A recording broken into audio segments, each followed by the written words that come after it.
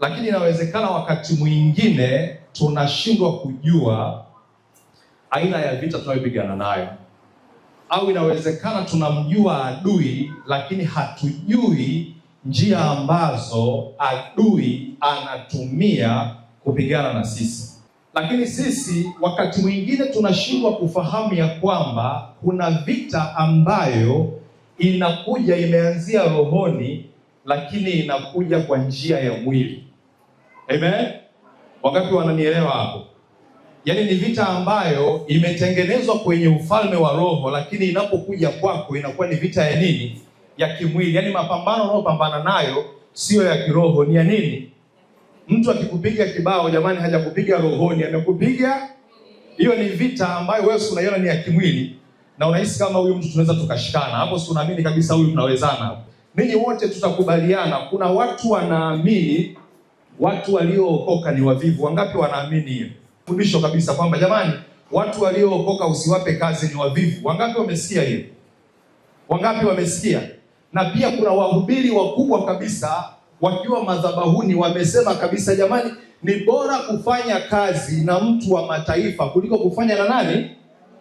Kwa sababu mlokole ni nini? Ni mzembe, si ndio? Tunaamini ya kwamba watu waliookoka, yaani ukiwapa kazi hawatafanya vizuri. Na sisi tuliookoka tumeipokea na tunaishi nayo. Mtu anaweza kuwa kanisani, ukimwambia mpe fulani kazi, atakwambia mimi sifanyi kazi na wapendwa. Ni kwa sababu gani? Tumeshajengewa ya kwamba wapendwa ni wavivu, ni watu wa kuombaomba, hawana nini? Hawana mipango. Yaani kwamba ukiwaambia waje kanisani watakuja kuomba, lakini ukiwaambia kufanya kazi tu hawawezi. Na wakati mwingine vijana makanisani wanakosa nafasi ya kupata kazi kwa sababu kuna watu wameaminishwa kwamba watu waliookoka ni wavivu, si ndio? Na wakati mwingine pia kuna ile kasumba kwamba ukiokoka unakuwa nini? Unakuwa mshamba, si ndio? Kuna watu wameokoka lakini wakiwa mitaani kwao wanakosa ujasiri kwa sababu wanajua siku zote mtu aliyeokoka anaonekana ni nani? Ni mshamba. Sasa hii ni vita ambayo shetani anatumia hiyo namna kulipiga kanisa na kanisa halijajua.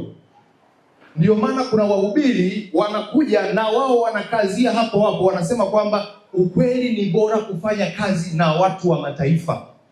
Na hata hapa kuna watu hawataki kusema tu, lakini mioyoni mwao wanakubali kabisa kwamba siwezi kumpa kazi kijana aliyefanyaje? Aliyeokoka.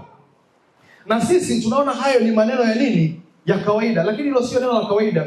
Hiyo ni miongoni mwa mambo ambayo shetani anayatumia kulipiga kanisa. Watu wanashindwa kuwatumia vijana wa makanisani kwa sababu walishaambiwa, kuna hiyo kasumba kwamba ukimpa kijana wa kanisani kazi umepotea. Sasa tumeishi nayo miaka mingi pasipo kujua ya kwamba hii ni vita imetoka kwenye ufalme huko wa roho kwa shetani na imelipiga kanisa kwa mazingira ya kawaida, na sisi tunaamini